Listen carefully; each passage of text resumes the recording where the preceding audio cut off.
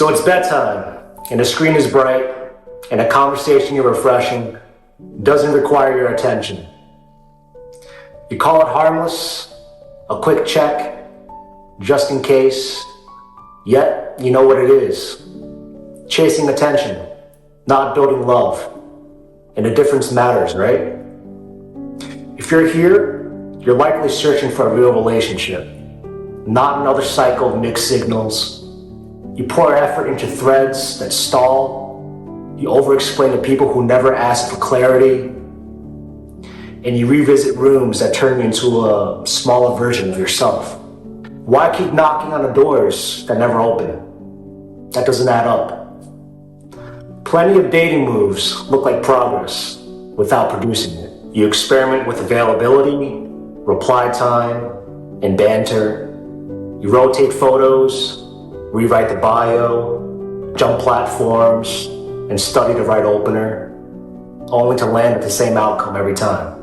You attend faith events, hoping to connect, but secretly scanning the room. You grind at the gym, believing visible confidence will purchase a deeper bond.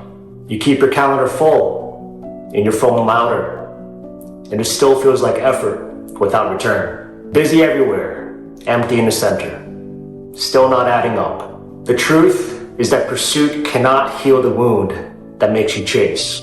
You declare standards and then fold when a midnight message appears. You rehearse boundaries and then edit them when boredom or loneliness presses.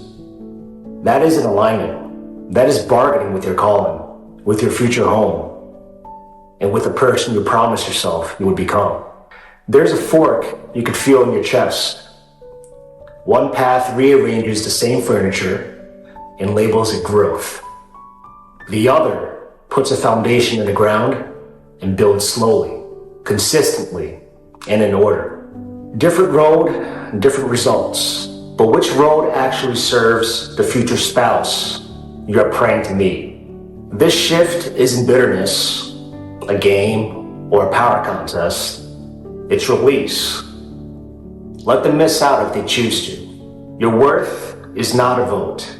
Your time is not on clearance. And your presence is not something to test drive. When you know that you're preparing for covenant, you stop auditioning for casual. You return to the work that makes love sustainable. You start with the center, because dating without order becomes noise. You put God first, and when the center holds, desire stops dragging you and starts informing you. That principle is rather simple. Seek what is right first, and what truly belongs arise on time, rather than through panic. Because one clear priority reshapes 100 smaller ones. You might be concerned whether this makes you miss a good connection. But ask the better question. Is it truly a good connection if it only survives while you chase it? If someone appears only when you shrink your standards, do they love you? Or do they love the smaller version of you that requires less? That isn't love. That is convenience. And convenience rarely calls anyone higher, does it? So let's get specific about dating alignment. First, intent is stated, early and plain. You're dating toward covenant, not collecting energy. So if the other person avoids clarity, the door is closed, and that's a gift. Second, pace is steady, not pressure. Shared values earn access, and access does not earn values. You don't finance closeness with compromise. Third, patterns match the promises. If words say priority, but time says option, believe the action. If prayer is public, but character is casual, believe the patterns. Fourth, peace stays intact. If the interaction consistently pulls you from your practices, like prayer, rest, or your mission, step back. And finally, attraction serves purpose. Chemistry isn't the driver. It's fuel for the right vehicle. If purpose is missing, fuel becomes a fire you cannot carry. Your level attracts your level. So build your level. If you desire a partner who chooses God, when no one is watching. Choose God when no one is watching. If you want someone who respects time, respect your own time with ruthless honesty. If you hope to meet a partner for a mission, carry a mission worth helping. You are not behind. You are on the elevation ramp. Some doors stay shut on purpose.